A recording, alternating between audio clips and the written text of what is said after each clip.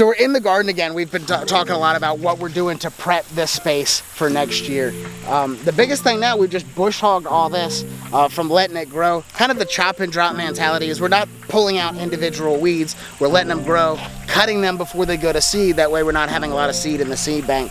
But we're a little bit late on that. For this example, you can see some of these seeds have gone.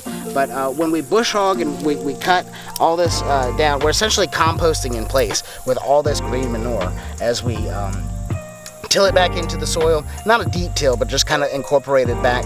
The bugs and the microbes in the soil will start to eat this down just like they do leaves in the woods. They'll compost and give us that nutrient back for next year. So we have a really nice system of killing plants that act a lot like fertilizer for the future generations. And you can see all of this acting together. There's corn stalks in here, there's wheat, there's peas, there's vetch, there's this sort of bramble that the dog's hair gets stuck in. I don't know what that's called.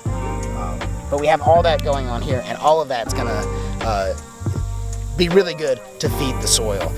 Sure, we can go buy 10-10-10 fertilizer from the fertilizer store, but nature's doing all that. If we just allow it to break down and do what it's designed to, we can reap the benefits of a really nice harvest next year. So that's what we're preparing now, getting all this cut down, tilled up, then we'll cover crop it again and keep that cycle going.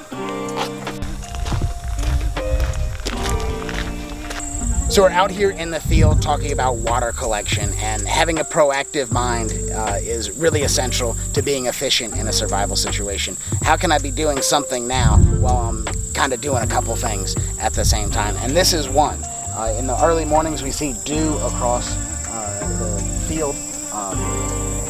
And great, there's water there, but how do we collect it? With a rag that we've shown you you want to have in your survival kit pretty regularly.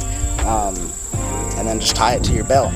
And now I throw it, and this is a water drop. And now as I walk through the field, a bit of time, we got more moisture on it. We got some dirt and stuff. Of course, we do our water purification procedure, but when we wring this out, that's a little bit of water that we didn't have before, and every drop matters. All right, go. Yeah, you're good. Oh, all right, I gotta go. Who's that? Gotta do an inspection. We've got the Davenport Energy man came through, and he's got to do an inspection like every 5 years or something. But I don't have any Davenport Energy services, so we're about to see what this is about. Yeah, man. Pastor Vernon. Yeah? Tell me about their seeds. So you asked, do we got to put the seeds down fresh every time, or do they just kind of come back? And the answer is we don't got to put the seeds fresh down, but it really depends on when we terminate that crop. So if they've hit the flower, so they've gone veg, flower, and they're starting to develop their seeds. If the seeds are developed, then and we kill it, then some of that is going to go back down into the ground in the landscape and do its thing again. If we terminate it correctly, with particularly wheat and peas, that's what I'm talking about. We look for the first purple flower on the peas. We terminate it then. We're not going to, it's not because it's not going through seed cycle. We're harvesting the nitrogen and the green material at that point, but we're not keeping the seed. So we do have to put seed back there. But if you look out here just in the beds, like a lot of these tomato plants that we still have growing, those are volunteers from last year. So if you throw a tomato down in the garden, it'll just come back, and the cover crop seeds, same thing. Here's the cover crop seeds that we have ready to go. There's a bunch left over from last year. And a bunch for this year too. So these are just more seeds. We can see some mice are enjoying this one. But yeah, so like just we buy the seeds early.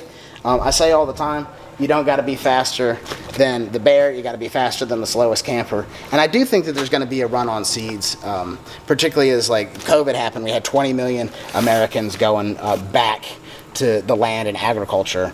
And there was a real run on seeds, like particularly last spring at the Rural King locally. We were kind of empty. Tractor Supply was the same way.